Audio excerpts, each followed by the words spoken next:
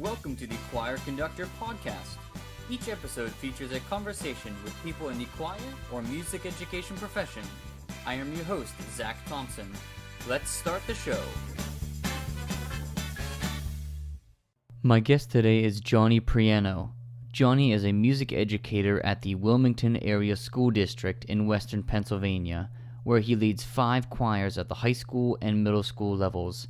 He is a native of Pittsburgh, Pennsylvania, and earned a Master of Music Performance degree in choral conducting from Youngstown State University and a Bachelor of Music degree in music education from Grove City College.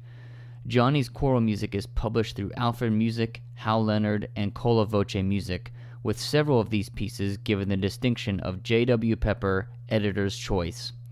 To find out more about Jonny and his music, go to jonny.prianofamily.com.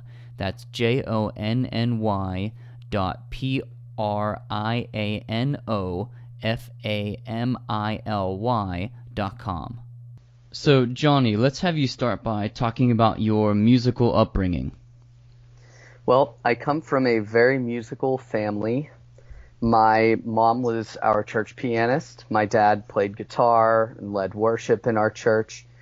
Both of my older brothers were involved in music through the church and through school. So it's pretty much something that I was born into. I started taking piano lessons from my mom when I was in 2nd grade, which was a nice thing because anytime I had any questions, if I was practicing, my piano teacher was right there. Though sometimes it presented some challenges because I didn't always want to listen to my mom.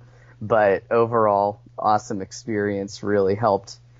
As far as sight reading, I really learned to sight read out of the church hymnal. I remember at one point, my mom just pointed out to me that I never opened up the church hymnal. I'd just sing the songs as best as I knew, and she pointed out that there are notes there, and you can make a strong connection between what you play on the piano and what you sing in church if you just start looking at those notes and reading them.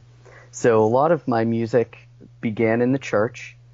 I started playing the trombone in school. I played all the way through high school and college in the marching band and everything.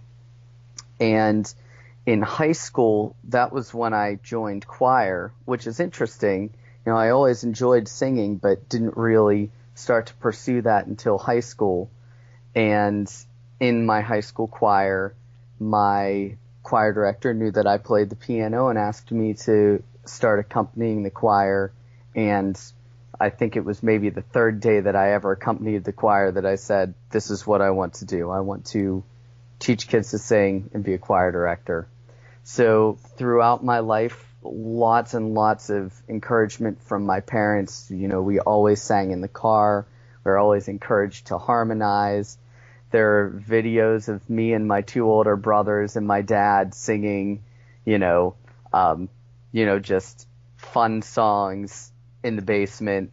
It's just something that was ever present. And, some of my earliest memories are waking up on a Sunday morning and hearing my mom practicing the piano for church. So it really was just a very, very present thing in every aspect of my life. And I feel like it was almost an inevitability that I would pursue music in my life.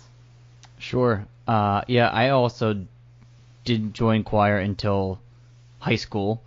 In fact, I didn't join choir until my senior year of high school. Oh, wow. Yeah. So I had a lot more catching up. I wish I would have been like you and took piano from a young age, because that has to be such an invaluable resource for what you do. Mm-hmm. I've been, it's taking me a lot longer and a lot more time practicing to catch up, versus people that get the gift of parents wanting them to do it from such a young age. And I can definitely see having your mom as your own piano teacher could cause some little friction there. Yeah, it was a little bit tough, but in the end, I think it was definitely the best thing for me because, and you as a choral director, you know the same thing. The best thing that you can do for a child is to lead by example, to practice what you preach.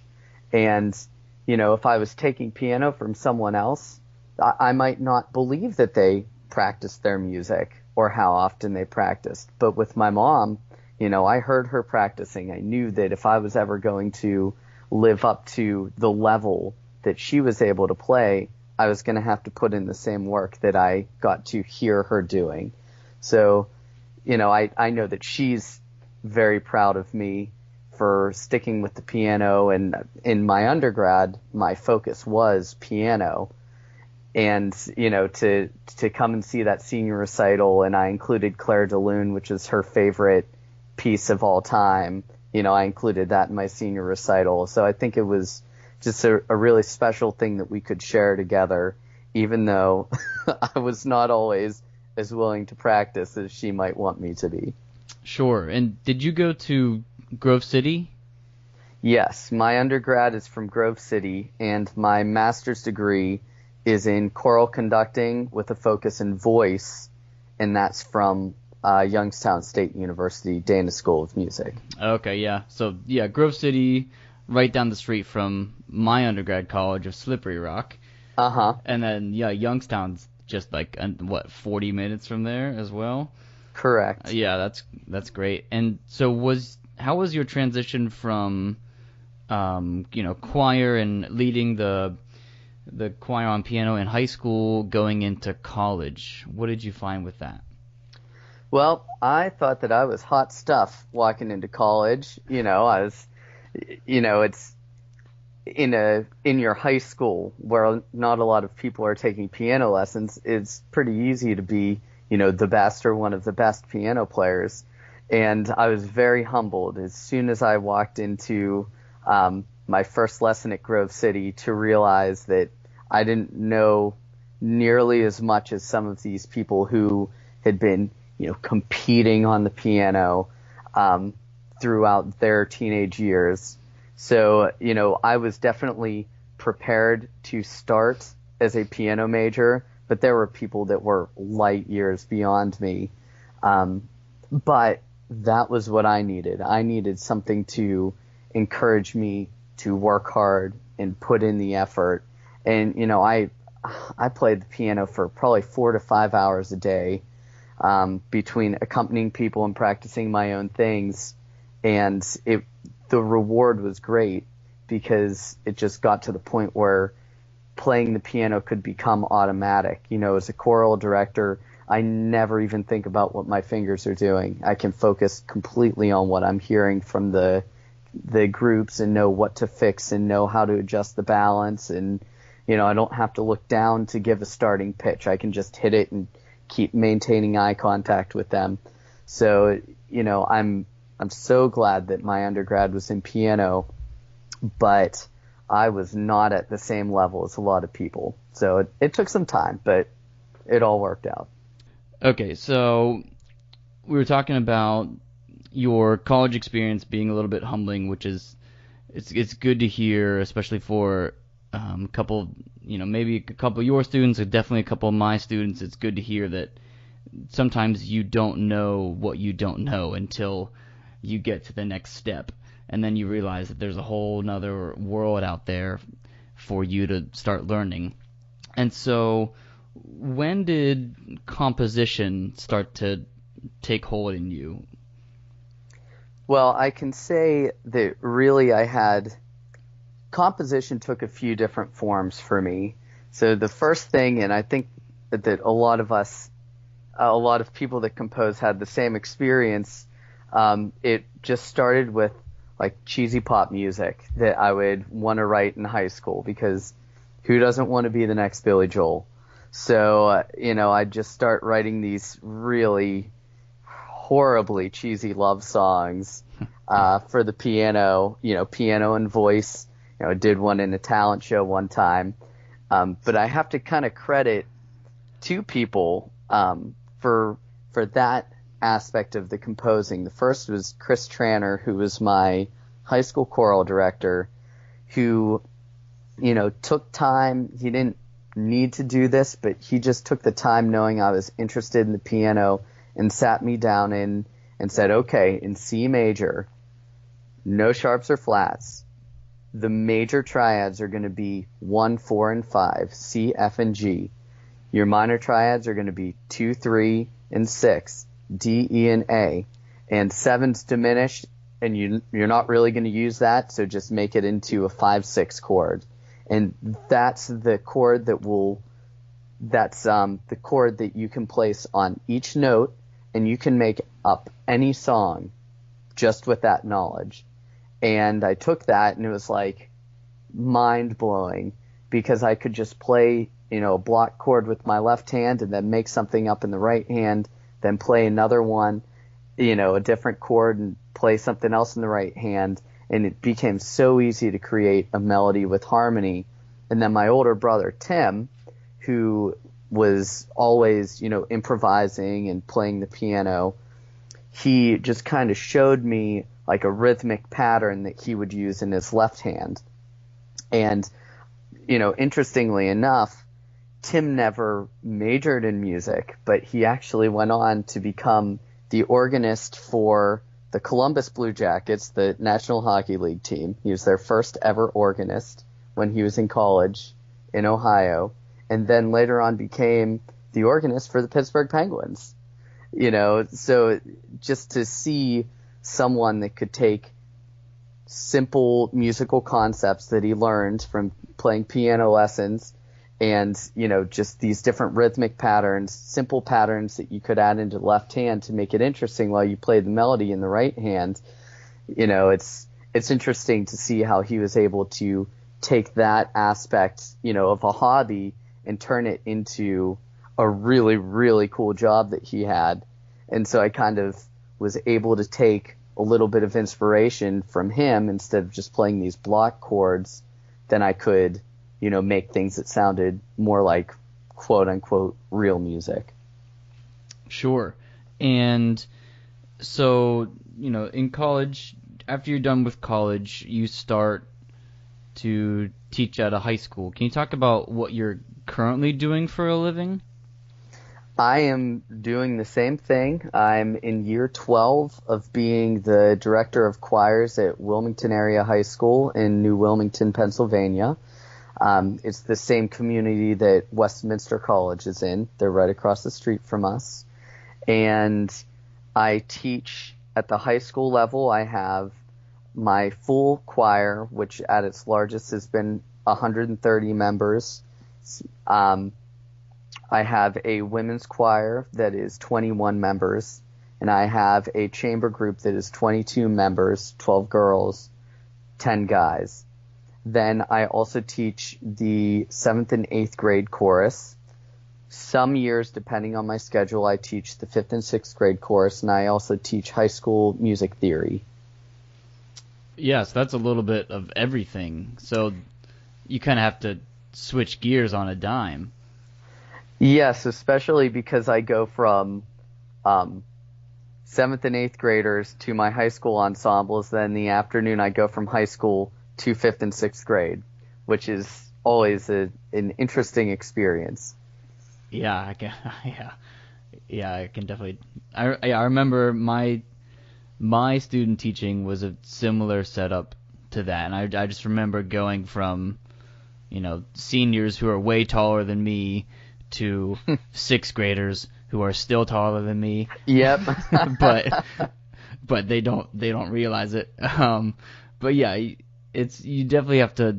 It's good though that because good teaching is good teaching, and so you figure out what the tricks you need to get them to stay focused, and really a lot of the same tricks apply whether they're 12 or in 12th grade. Mm-hmm. And yeah, I definitely found that. And so you talked about, composing for piano and kind of the pop song, and then you kind of started to evolve that. When did you start to focus on writing for choir? So the beginning of choral music writing was my freshman year of college. I had my music theory class with the college choir director, Dr. Douglas Brown, and I was just so fascinated with theory. And I had a little bit of a background in theory, especially playing piano. You need to know a little bit of that. But it was our second semester, and we got into 4-part choral writing: soprano, alto, tenor, bass, everyone in the same rhythm. Typically you were given the soprano and bass, and you had to fill in the alto and tenor. And I just thought it was the coolest thing. I'm very math-minded. I like problem solving and solving equations. And to me, this music just became like this puzzle, this musical equation that I needed to solve. And with each exercise that we did, I wanted more and more to not just fill in the blanks, but to create my own. So from there, I just started, toying around with hymn style writing. And then a friend of mine, his name's Chris Aiken, he started sharing some of his compositions with me. And it really inspired me and say, wow, people our age, 19-year-olds, can write music, and the things he was writing was really interesting and really of a high quality. And we started to share our compositions, and we had a group of us that would play these terrible MIDI files of these things that we were writing, but just totally grasping the potential of music that we were writing. And in that year, it was at the beginning of my sophomore year, maybe midway through my sophomore year, I started writing this piece, which you're familiar with, called Vieni nel mio cuore. Yes. And it was pretty much the first real choral piece that I ever wrote. Everything else had been, these arrangements in 4-part writing, but that was the first truly original piece of music that I wrote. And I wrote it in Italian for my great-grandmother, who had come over from Ellis Island, from Sicily, and I wanted to write a piece to honor her for bringing our family here. So I composed Vieni nel mio cuore. I took it to Dr. Brown. It wasn't even complete. It was 3/4 done, and he said he was interested in potentially singing it with the choir the next year, but it needed to be finished. And it's funny to think back on how over dramatic I was at this time, but I just couldn't do anything. So over the summer between my sophomore and junior year, I put the piece away for 3 months, and I said, I'm not going to look at it. And when I pull it out, I'll be inspired and I'll know how it ends. And it actually worked, even though it seems pretty dramatic. So I remember coming back, and I was in orchestra rehearsal one night, and the light bulb went off, and I ran out of rehearsal with the sheet music in my hand and ran into a practice room and sat down and completed the song, because I just had the ending. And that, once I heard a choir, our college choir was very good, and once I heard them performing my music, it was like, this is what I want to do. I know that I have a gift for teaching music, but I want to make an impact on the musical world with my compositions. And that was really, the impetus for what I love to do today in composing music. Yeah, that's amazing that you were able to kind of put that in your subconscious, like, this will come to me if I just give it enough time to have the patience, or just to be able to do that, and then it suddenly comes to you. A lot of people, their brains, or they just don't work that way. They just have it would be nice if that happened, but a lot of people just have to sit and make it, and just sit down and make it happen. But do you find that that's the majority of your compositions come that way, or do you just dedicate a certain amount of time? So my compositional process has really evolved, as I've gotten better at it. I was just telling someone the other day, probably even up until maybe 5 years ago, I'd write a piece and I would stop for 3 months, and I'd wait for inspiration to hit again. And I'd get a piece, and I'd usually write between 1 and 3 pieces, like one right after the other once I had momentum, and then I'd stop for several months and do it again. But I've just, I don't really know how to explain it. I've just really reached inside of myself to a place where I can always find that inspiration. And right now, I'm working on a commission for a choir in Massachusetts, and it's like I was waiting to start that, and I finished an arrangement of America the Beautiful that I was writing, and the next day I was started on this, and I've been working on this, and the day that I finish it, I'll start a new project. And it's like I can just keep on going. But sometimes, I'll do an arrangement, and then I'll do an original piece and an arrangement and then an original piece, so that I'm using different types of creativity, taking what someone else has already written and creating my own version of it is very, very different than coming up with my own melody and my own style and way of expressing an original thought of my own. But at this point, it's just to the point where I never really stop, as strange as it is. Like my mornings when I'm getting ready, I'm brushing my teeth, I'm in the shower, I'm driving to work, but in my brain, I'm working on that music, and I get to work and I sit down at the piano and I play through everything that I came up with that morning, and I write it down, and then my middle schoolers start walking in, and I'll put it on the back burner until after work's done. But it really has just become this constant flow of musical ideas that are pouring out of me. So it's cool. It's a cool thing for me to experience, because I don't really understand how my brain works, but it's just producing so much music right now, and it's like I don't want to slow down and chance losing this momentum that I've been carrying for probably about 3 years. I just haven't stopped writing. It's constant. Sure. Have you heard of the book The War of Art? I have not. So it's a lot about what you're talking about. It's just like basically it's kind of like a muscle. The more you use it, the more that you're used to use it, and your body gets used to using it. And it's just like basically the mantra is like sit in the chair, do the work every day, and then when you finish a song, great, do it again tomorrow. And it just keeps going, and then eventually, you have 100, 200, 300 pieces, and then it just keeps going. And a lot of people, they might be like your college self, they'll just wait for inspiration, but inspiration might not come until you actually go to do the work. Yeah, so that's interesting how your process has evolved, and I think will continue to evolve. Has having your own kind of test or lab choir for your high school influenced your compositions? 100%. My philosophy is that 90% of the time when I write something, if my choir isn't able to sing it, it's too complex. Occasionally I want to really be creative, and I recently wrote a piece for the University of South Dakota chamber singers called What Do the Stars Do?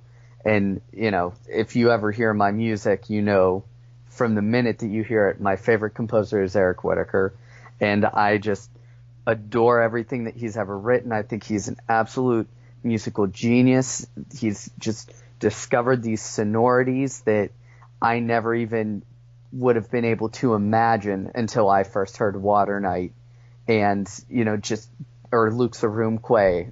You hear those pieces and it's like, how can the human voice create this? And so I wrote this incredibly difficult piece for this college choir, knowing they could do it, saying, I'm going to harness my inner Eric Whitacre, and I'm not going to worry about it being accessible for my high school choir, because it was something I needed to do. I needed to express the most complex musical thoughts that I had. But at the same time, I want my music to be something that's accessible to most groups, and as much as I love Water Night or Eric Whitacre's When David Heard That His Son Was Slain, which is, chilling. Yeah, that song's intense and extremely difficult. Yes, my high school group will never be able to do it. So for me, being a high school choral director who's looking for quality music that sounds complex but is still accessible to your average high school choir has been kind of my inspiration for how I write music. Oftentimes I'll write, SSA, TB. I won't split those guys at all, because what do the majority of choirs have? A percentage larger of women than they have of men. And so it helps to get a better balance. And even when I do split the men, I never split the guys beyond a 3-part split, TBB, because again, I've found myself, I have a really nice number of guys in my choral program, but dealing with the voice change, recruiting boys in, because it's a little harder to get them into the choir than girls. The girls tend to be more advanced. So if I can write my music in a way that will allow the boys to be as successful as the girls, because the girls are coming in at an advantage with more experience, I want to be able to share that with other choral directors. Sure. Yeah. Definitely. Yeah. The whole guys versus girls number, that's very smart that you don't push them. I mean, just realistically, what we have in America in the high schools, the way that works, that's very smart planning. What is your connection to South Dakota? Whenever I looked up your YouTube stuff and basically any videos I could find from you, University of South Dakota is doing a lot of your works. What's the connection? So the connection with the University of South Dakota began with YouTube. When I talk to people about, technology and how I've been able to get my name out there, I tell them I couldn't have done any of this without the internet. University of South Dakota chamber singers, I found a video of them on YouTube singing Vieni nel mio cuore, which was my first published piece. And I just wrote a simple comment. Sounds awesome. I'd love to have a recording. Please put me in touch with your director.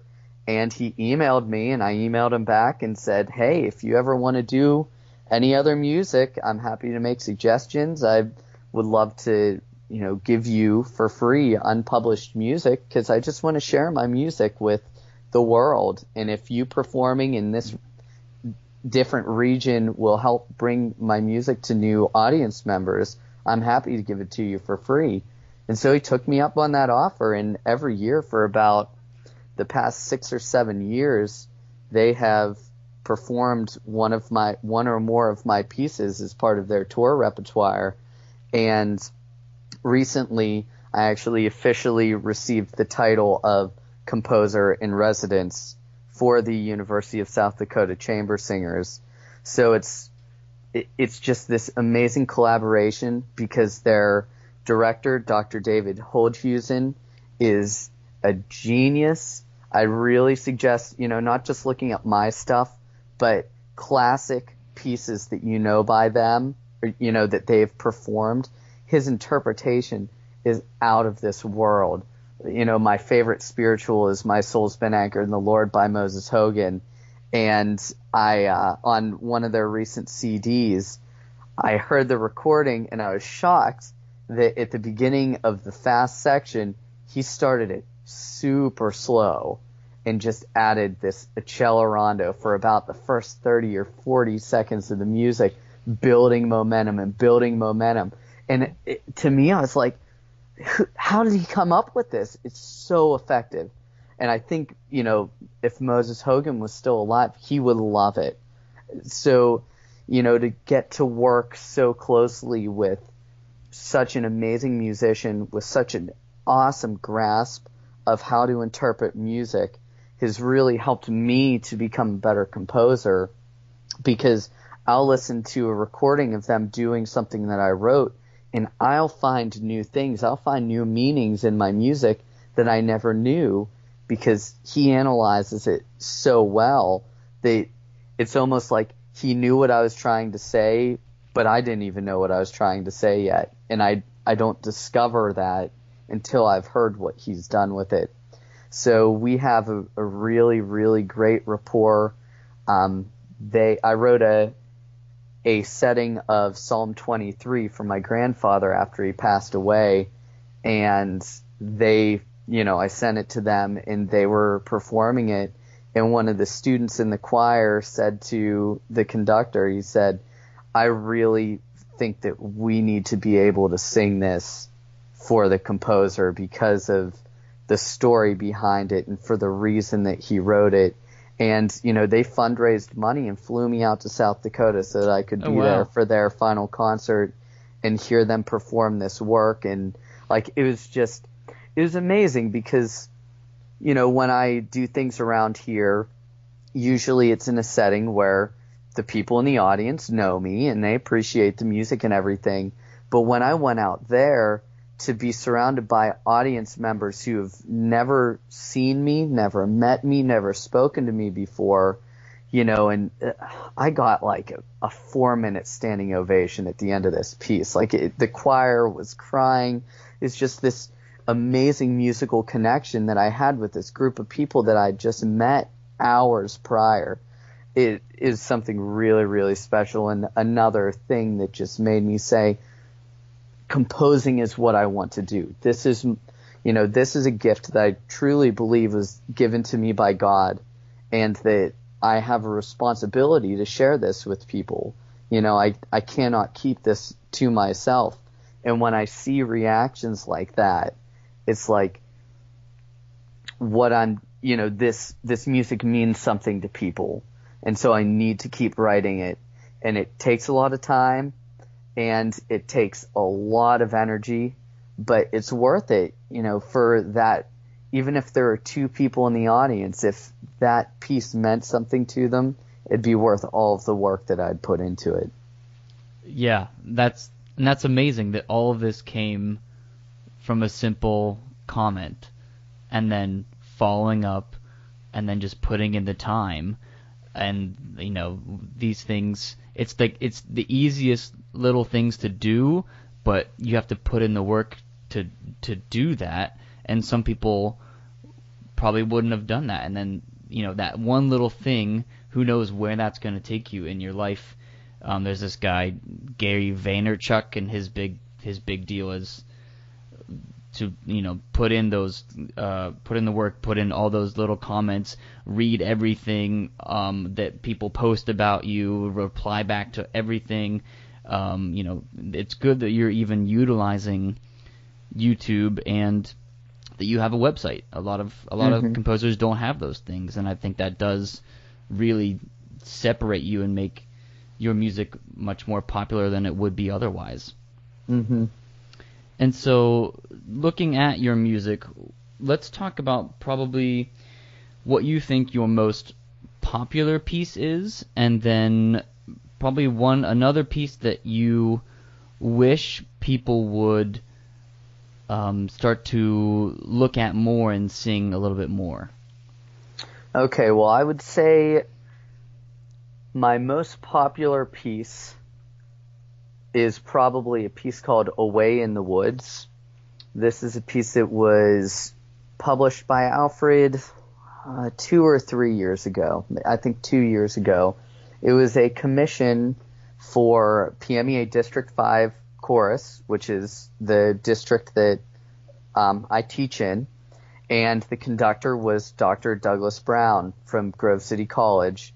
So when he was guest conducting in our district, the host said, we need to commission a piece from you so that Dr. Brown, we can bring all of this full circle. He gave you your first musical opportunity. to have your piece performed by a choir, and now you can give him a piece of music to perform with the choir. And so I found this text by William Butler Yeats called Love Song, and it's a kind of a pastoral text. My wife is, an outdoorsy type of person.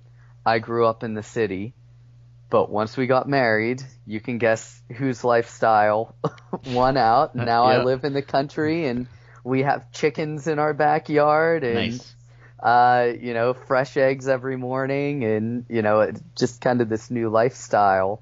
So I wrote this piece as a commission for the choir, but really inspired by my wife and how she's helped me to see the beauty of nature.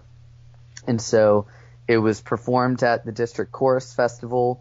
I sent it into Alfred. They loved it. J.W. Pepper loved it. They named it an editor's choice. And it's everywhere. There's a choir out in Idaho at Rigby High School, and they were performing it. And, I got in touch with their director because they were doing another one of my pieces. Andrea Ramsey, who I've been working with, I'm published in her choral series through Hal Leonard, sends me a message one day, hey, I'm doing an adjudication clinic in Kansas City, and this choir is singing Away in the Woods. Is there anything you'd like me to tell them about the piece when I go up and talk to them? So I'd say right now that's probably my biggest hit. My piece that's published that I really wish more people knew about and would sing is called Do Not Fear. And this is a piece that I wrote for the University of South Dakota Chamber Singers, and really our strong connection began when they performed this piece. I think it was the third or fourth year that I wrote a piece for them, and it was like their theme song of the year, and all of the kids in the choir just, really latched onto it emotionally. They sent me this really nice, framed matted picture of their concert program, which was titled Do Not Fear, with signatures and messages from everyone in the choir. And I did the piece with my kids last year or 2 years ago, and same thing, huge emotional connection. And it's published through Cola Voce, but since it's not an editor's choice, I feel like people just don't find it as much. And my hope is that, as some of my other music grows in popularity, that as people look for other things that I've written, that they'll discover Do Not Fear and sing it, because it's just a very, very powerful message behind it. And I think that anyone who sight reads through it one time will say, wow, we need to do this. Our audiences will love it. But it's just not out there as much as I wish it was. Sure, and I will be sure to link your website that'll have all of these compositions that we're talking about, so people can take a look at those some more and hopefully program them for their upcoming season. I'm definitely going to take a look at those two, because I'm not as familiar with those two as some of your other songs that I've either performed by you or conducted in the past, so I'm definitely going to check those out. So speaking of getting music published, what advice would you have for a composer that maybe has a couple pieces under their belt and is looking to make the leap into publication? Well, the first thing I have to say is do not get discouraged. Once spring 2019 comes, I'll have around 16 or 17 pieces in publication, which seems impressive, but the real impressive number is the 60 or 61 or 62 pieces that I've submitted that have been rejected. It is a hard industry. Now, that being said, it's not impossible. I had my first piece published through Alfred when I was 23 years old. And I think the key was that I sent them a great recording along with the piece of music. I think that we live in a media-driven age. If you look at the way that publishers have changed over the years, they've moved from sending you a CD with a recording of, some of the best songs in the catalog to sending a CD with every song in the catalog, or what Alfred or Hal Leonard does now. Every single piece that they publish, they create a YouTube video that will show you the sheet music and play their recording.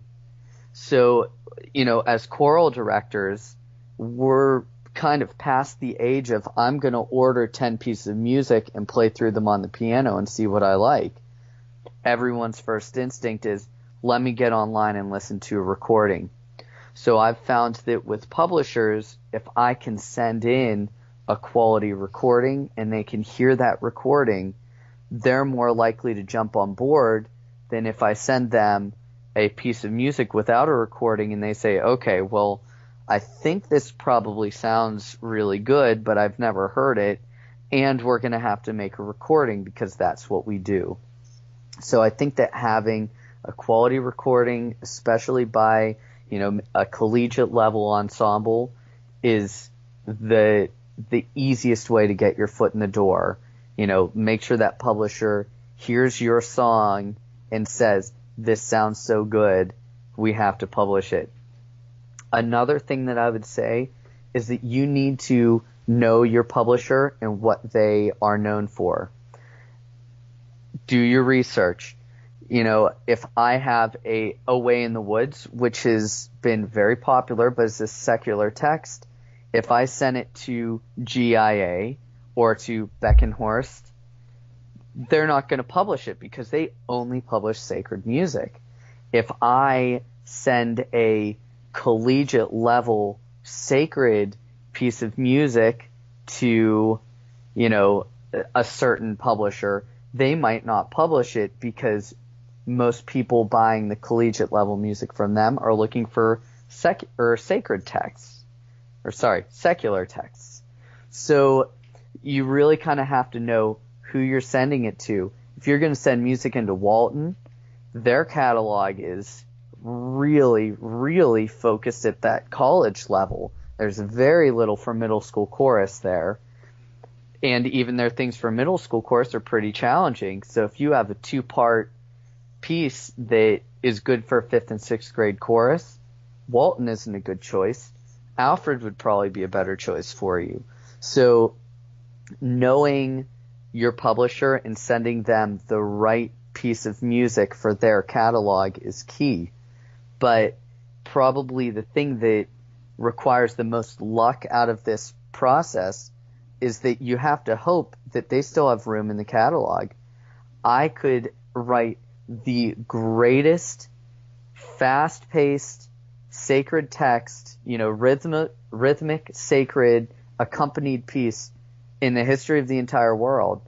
But if I send it into a publisher and they only have room for 6 of those in their catalog and they've already selected those 6, they're going to turn it down because there's just not going to be space. There's a limited number of spots. So it also helps to know the window of time when you should submit. Most publishers put out their new catalog sometime between March and May. So if you send a piece of music in January or early February, there's no way that they're going to publish it because their catalog's already in production. Their music for the next year is already printed. So I usually start sending my music in about mid-May and early June because for most publishers, that's when they'll take it. Some publishers I know meet quarterly to discuss it. So like Walton, who meets quarterly, you could probably send a song in to them in January and they might review it, but they're not going to publish it till 2020 because they've already got all their 2019 stuff done.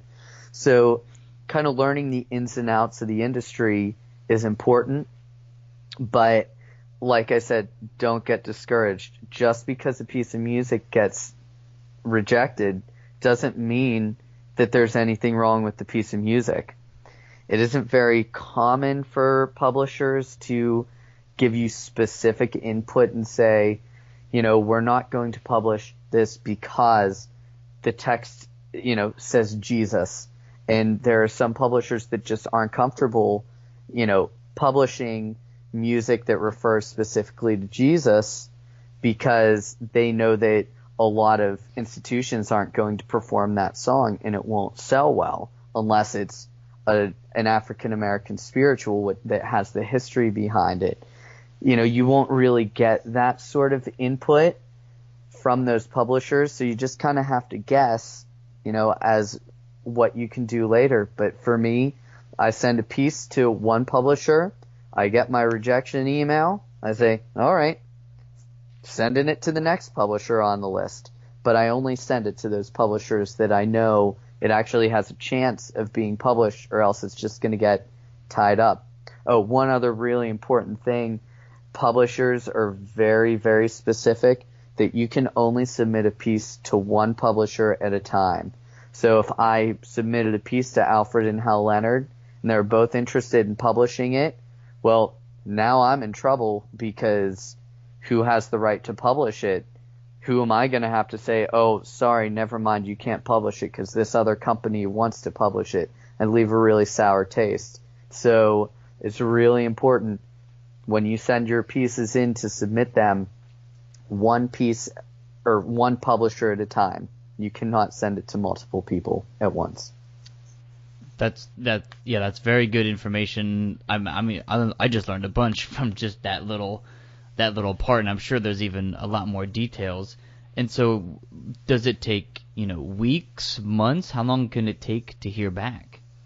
I think most publishers generally say, is it 6 to 12 weeks, 6 to 8 weeks? I think 6 to 8 weeks probably. They'll say wait 6 to 8 weeks for a response. I find that most publishers are better than that. Usually I'll hear back within a month. And it depends on who you're dealing with. With Alfred, since I have an editor with Alfred, I have music published through them. I'm not sending it to the general submission email address at Alfred. I can send everything directly to my editor, and usually within a week he's back to me. Oh, this piece is awesome. We're going to publish it, but these two that you sent in, we're not going to use them. I've had it as fast as, I'll bet 8 hours. Wow. At one point I sent a piece, it might have been Search Me, O God, which is probably my other bestseller. And I think that, Zach, I think you know that one from when you were a student teaching. I sent that in with a recording by the Grove City College touring choir, and he must have opened it right away and listened to the recording, and he wrote back like immediately afterwards and said, yes, we are publishing this, which was awesome. Yeah, but that's one of my favorites of yours, and that's actually on. So Florida has like a state standard list for their adjudications, and that's on there. And so wow, yeah, that's cool. I think I didn't know that. Yeah, well, there you go. And so yeah, that's definitely one of the ones that sticks out in my mind is from your catalog. It's accessible, yet there is enough of the not your traditional harmonies in there that make it interesting. Yeah. So any other advice about publishing before we move on? I would just say, for me, it was just a pipe dream. I never, ever imagined that I would get to have my music published. I don't know. It just seemed so far out there, the chance that it would happen. But you never know what circumstance can lead you to that. For me, it was that I was at a choral festival with some of my students, Sally Albrecht, who is very, very, established with Alfred, hundreds, maybe 1,000 pieces published with Alfred. She was the guest conductor, and I talked to her, and was kind of in awe that I was talking to the composer. And I was like, she's just like a normal person. She's like the nicest human being ever. She's taking time to just hang out and talk to me.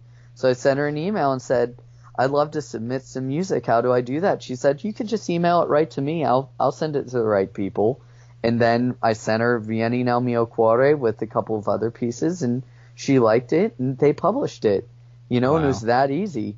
I remember I got the phone call from Andy Beck, who's my editor. I was in my apartment at the time, and he said, we want to publish this piece. And, I'm like jumping up and down, and I'm like, well, that sounds wonderful. What's next? Meanwhile, I'm like freaking out and like running laps around my apartment. It seemed just surreal, but, just taking the time to talk to someone, and be nice. And, this is beyond composition or publication or anything. I always tell my students, just be nice to everyone, because you never know who you're talking to and how they might help you or hurt you in the future. In a lot of my opportunities, I have a really great working relationship with Ryan Beacon at Indiana University of Pennsylvania, and he's programmed a lot of my pieces. We've done a commission for a region choir this year that he's guest conducting, and it's just because we're nice to each other.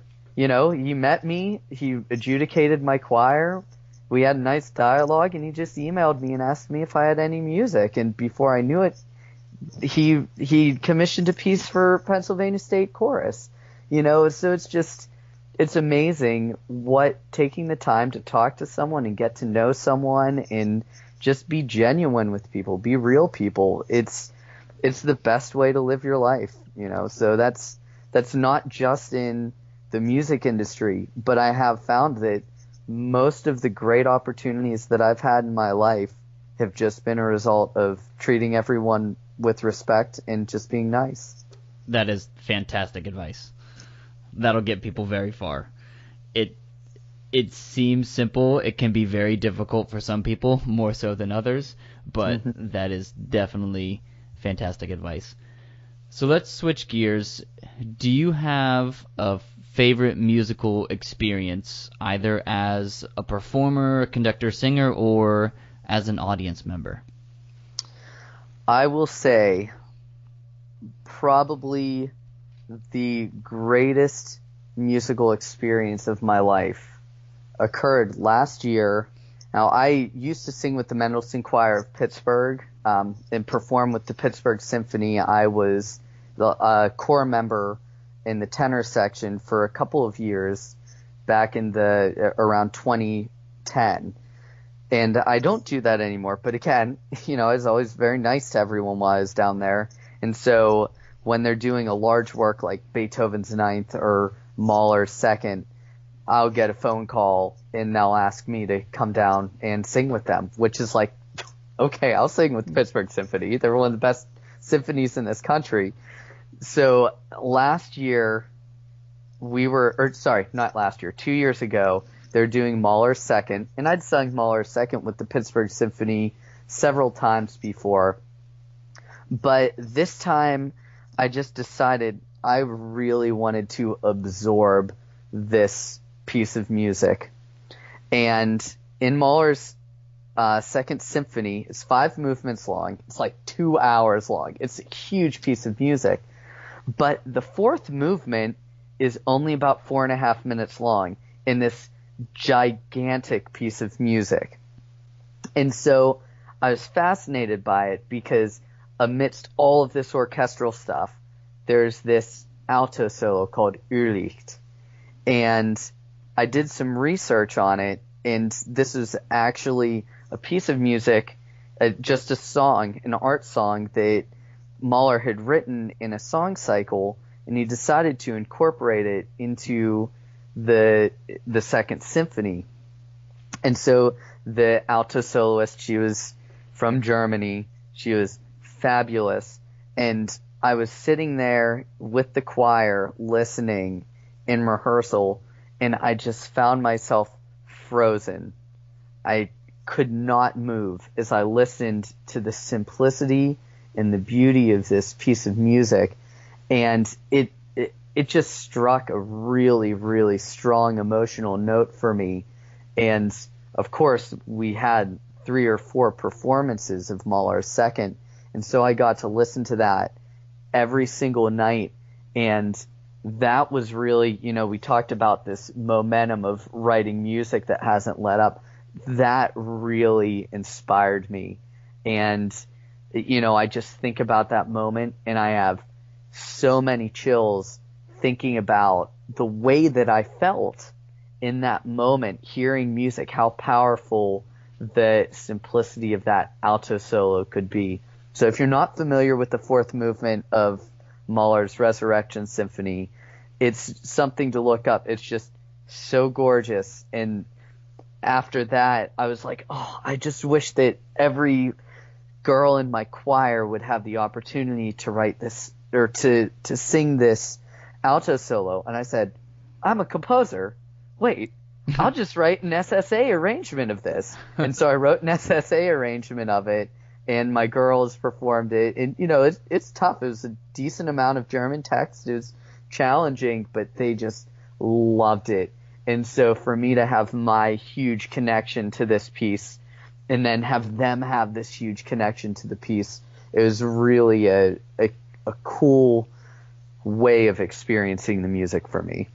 That's great. And I ask this to almost every single guest on this podcast, and that's not the first time someone has mentioned a Mahler symphony. So there's definitely something there. What advice would you give your younger self? If I could go back in time and give myself advice at a younger age, I would probably take my advice of being nice to everyone and make sure that I understood that. In my life, the teenage struggle, I call it the fight to stay alive in middle school. It can often be a bully or be bullied type of situation. And I remember times that I just wish I would have been nicer to people, because, it's easy when you're in high school or middle school to just jump on board if people are being mean to someone else, because it's like, well, if I'm mean to them, then no one's being mean to me because the attention's off of me. And, I just look back on that and think, how many people could I have hurt in my life?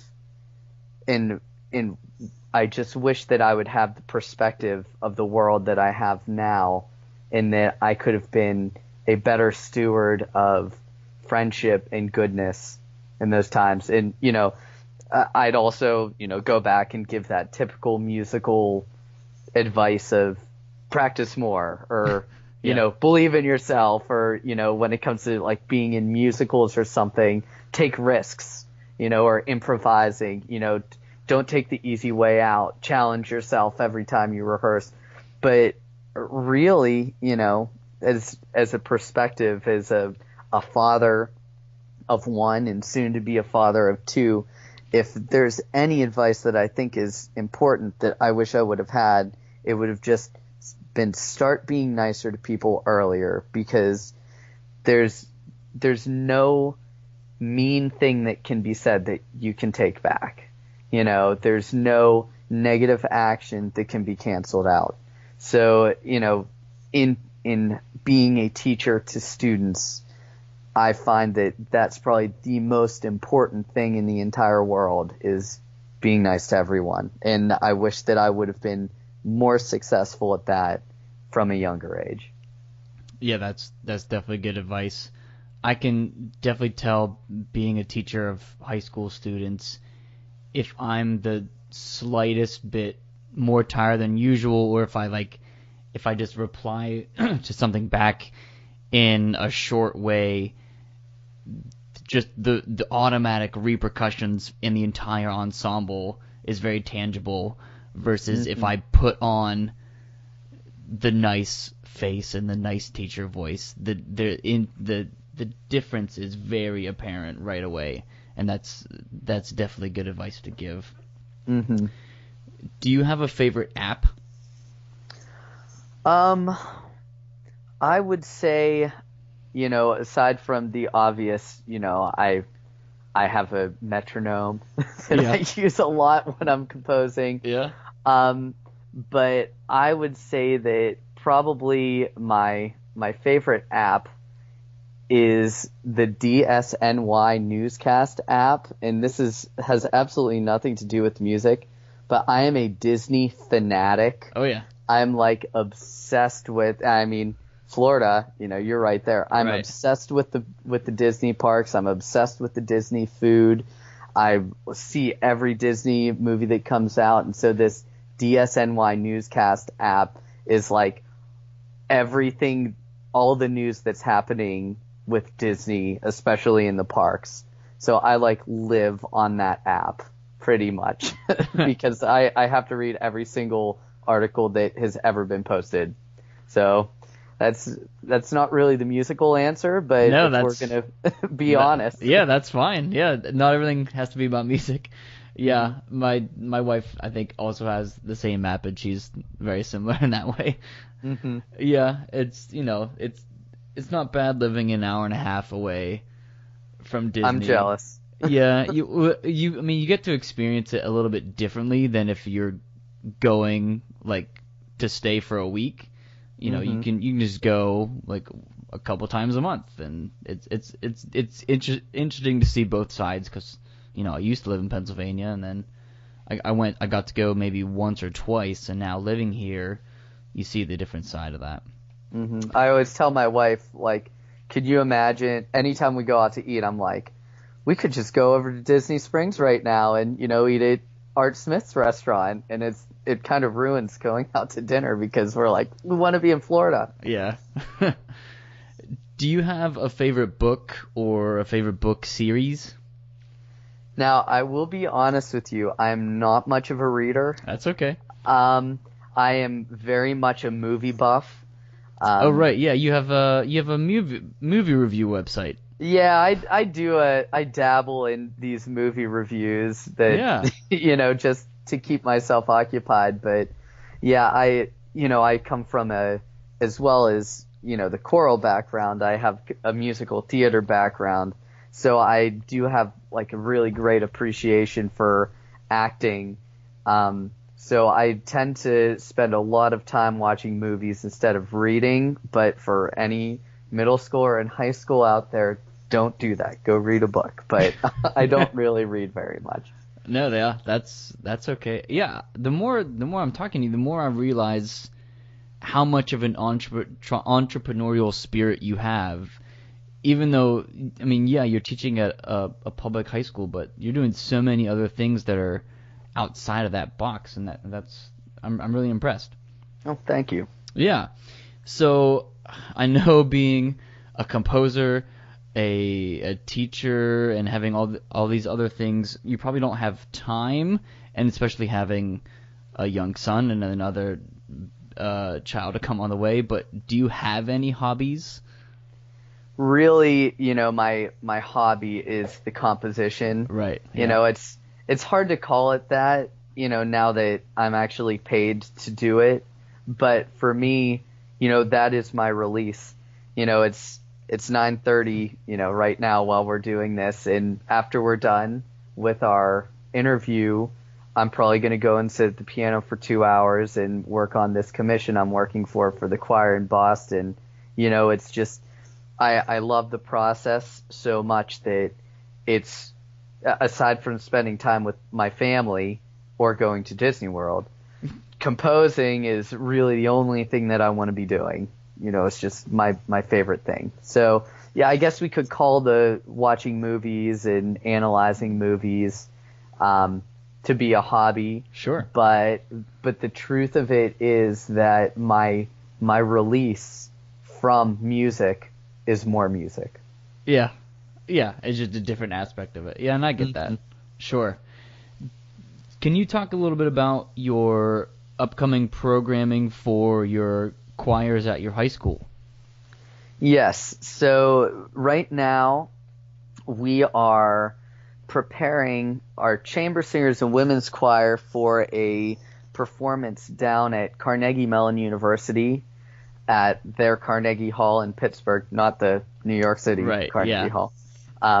But so we are preparing 4 movements of Carmina Burana, which we're going to sing with a group of different choirs. There will be about 200 people that we're going to perform 4 movements of Carmina Burana, and then each group gets about, a 15 to 20 minute block to perform their own music. So my chamber singers are singing, I'm trying to represent different styles. So I'm taking my women's choir and chamber singers, and first we're doing And Suddenly, which is an SSA spiritual Christmas type of piece that's super fun. If you don't know it and you have a women's choir, you should look up And Suddenly. It's awesome. So they're going to do that for kind of the cultural African-American spiritual. Then my chamber singers are going to do Oh Lord the Maker by William Mundy for a Renaissance piece. Then for a contemporary piece, I have I can't remember the name of it now. That's Invitation to Love is a piece that I wrote for them. I'm blanking out on who wrote the text for it, but it's a contemporary setting, SSA TB, like we discussed earlier. And then we're doing a really, really fun African piece called Holonolofatsa at the end.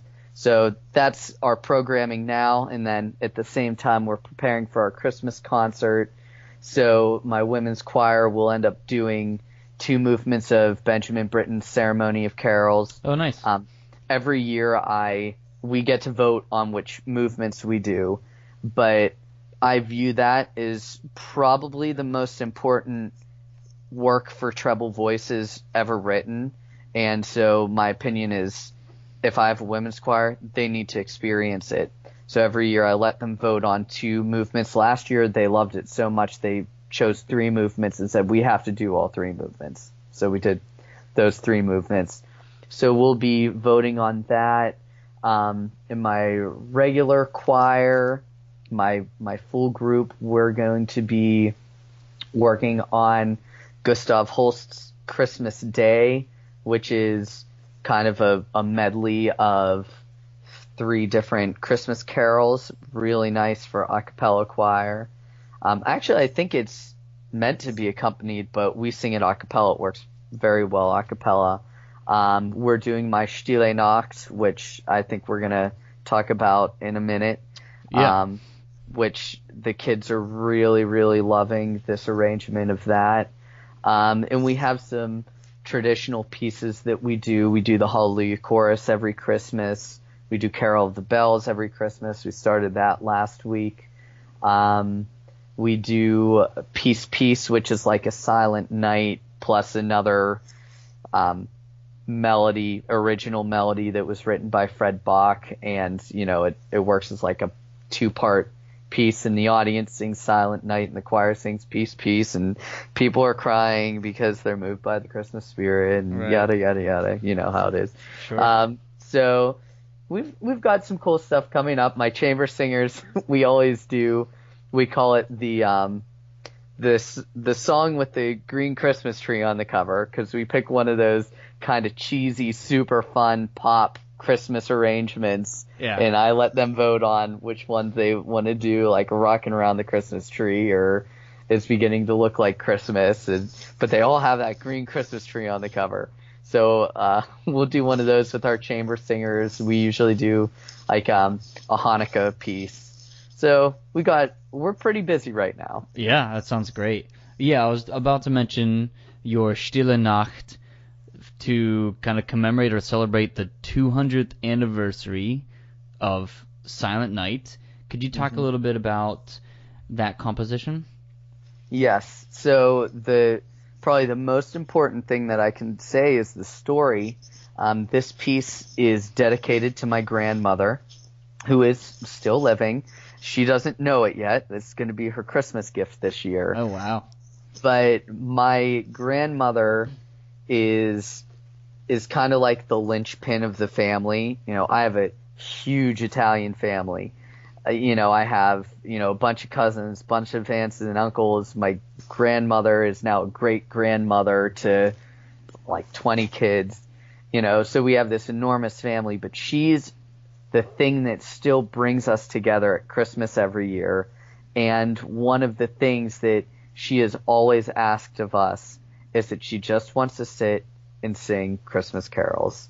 So my grandmother, being German, because I'm Italian and German, my grandmother being the German and loving Christmas carols, and I've always noticed that she especially loves Silent Night, I wanted to write this choral arrangement of Silent Night using the original German text as kind of like a tribute to her and everything that she does for our family. So the arrangement is published with Alfred, and it's getting a lot of traction, it seems.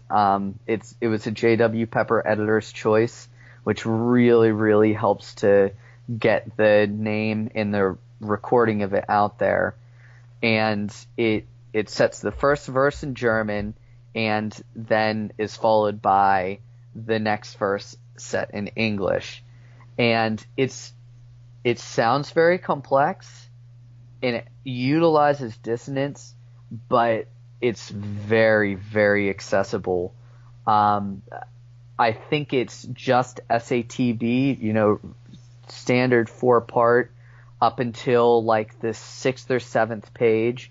It breaks into 3-part women and 3-part men for about 12 measures, and then ends back in just soprano, alto, tenor, bass. So it's really accessible for groups of any size. I'd say an octet could easily sing this piece really well. And it does some cool things. I've incorporated some interesting sonorities using major 7th chords. At one point, it moves into the relative minor at the beginning of the second verse, which is really, really cool.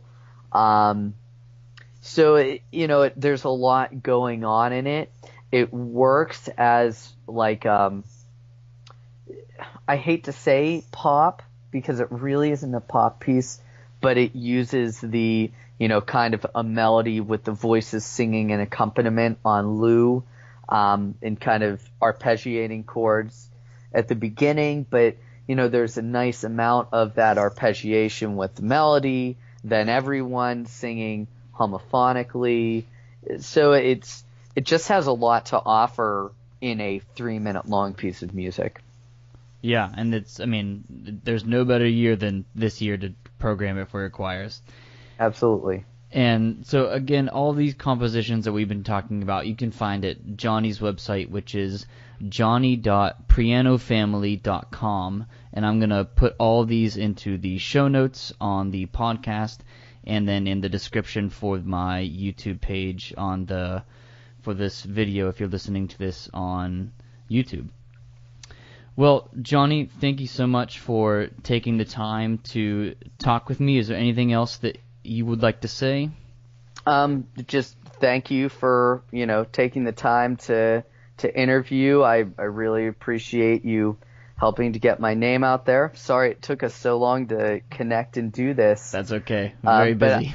I think it was a blessing because Stille Nacht wasn't even accepted for publication when we first started talking about this. So we got to share a little bit of that. I'd say keep an eye out. I've got some new pieces coming up next year.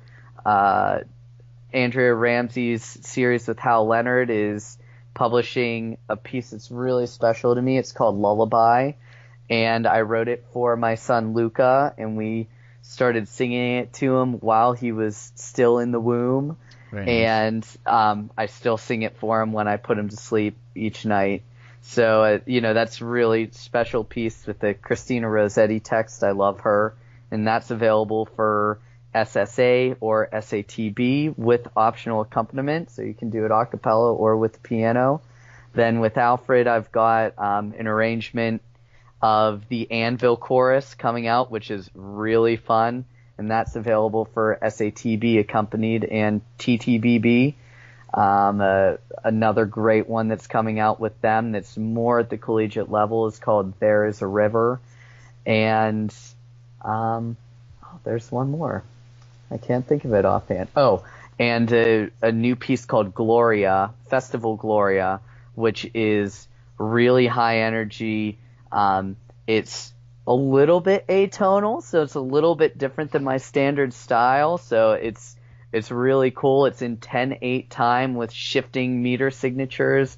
Lives mostly in the Mixolydian mode.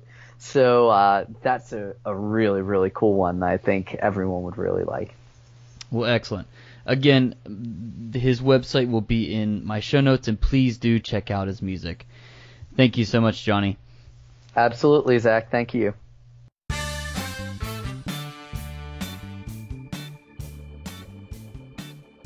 Thank you for listening to the Choir Conductor podcast.